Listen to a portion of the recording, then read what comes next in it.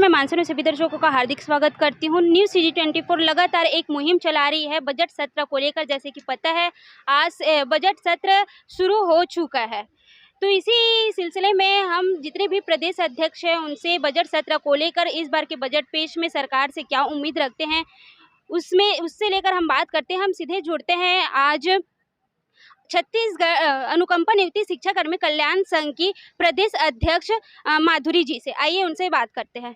नमस्कार, news CG24 में आपका स्वागत है। लगातार आप लोग प्रदर्शन कर रहे हैं, आज 138 दिन हो चुका है, तो इस बार के बजट सत्र में आप क्या उम्मीद रखते हैं? बजट से तो बहुत उम्मीदें हैं कि बजट सत्र में हमारी मांग को माननीय मुख्यमंत्री जी और संवेदनशील मुख्यमंत्री जी वो जल्द से जल्द हमारी मांग को पूर्ण करेंगे।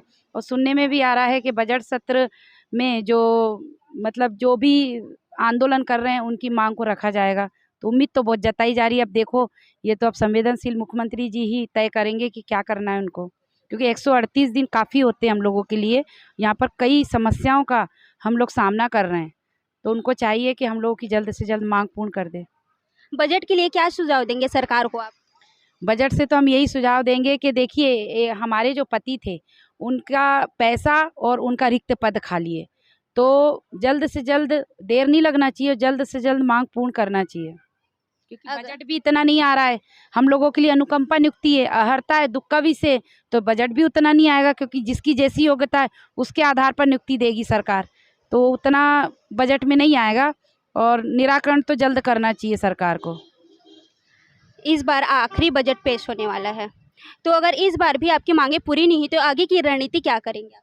देखिए, मैं अभी बीच में गई थी मंत्रालय, तो वहाँ अपर मुख्य सचिव ये विषय को बताया कि आप लोगों के लिए वैसे बजट नहीं लगना चाहिए, क्योंकि आप लोगों के जो हस्बैंड थे उनका पैसा और रिक्त पद दोनों खाली है, तो आपका तो कैबिनेट में अनुमोदन होकर जल्द से जल्द प्रस्ताव पारित होना चाहिए। ये कौन ने कहा है? अपर मुख्य सचिव सुब्रत साहू सर जी ने।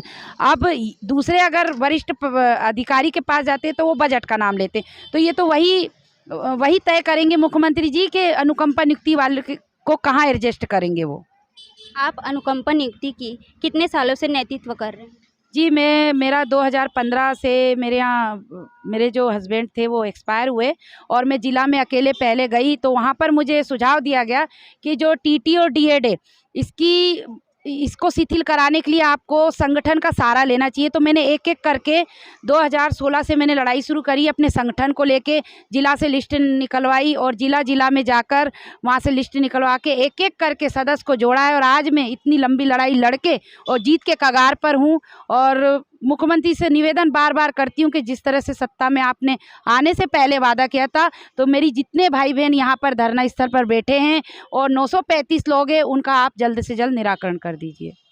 इतने सालों से आप लड़ाई कर रहे हैं अपने संघ के लिए, फिर भी सफलतापूर्ण नहीं हुआ है, क्यों ऐसा? देखिए मैडम, सफलता 2016 में शिथिलीकरण हुआ था। हम लोग गए भी, वो जो पक्ष में थे पहले रमन जी, उनके पास भी गए, लेकिन क्या हुआ, वो निराकरण हो जाता, लेकिन जो जिला से मार्गदर्शन मांगा गया वहाँ से आया मंत्रालय से लेटर कि जितने पेंडिंग केस है अनुकंपा नियुक्ति का उनका निराकरण किया जाए, लेकिन जिला से ये भेजा गया लिख के कि हमारे पास इतने साल से इतने साल के केस पेंडिंग है। तो वहाँ से जवाब मंत्रालय से निकाला गया कि 2016 में जिनकी मृत्यु हुई है उनका निराकरण कर दिया जाए। अगर उसी में लिख जाता कि जितने भी केस पेंडिंग है उनका निराकरण कर दिया जाए, तो आज अनुकंपा संघ यहाँ बैठे नहीं रहता, अपने घर में रहते अच्छे से और सब सर्विस करते। इसी को लेकर मैं भूपेश बघेल जी के पास गई कि सर ये इसमें TT और DED की बाध्यता आ रही है, तो उन्होंने कहा मेरी सरकार आ जाएगी तो मैं तत्काल आके आप लोगों के अनुकंपा नियुक्ति का निराकरण कर दूंगा। तो लड़ाई मेरी लंबी है, मुझे 2 बार अवसर मिला नौकरी देने के लिए।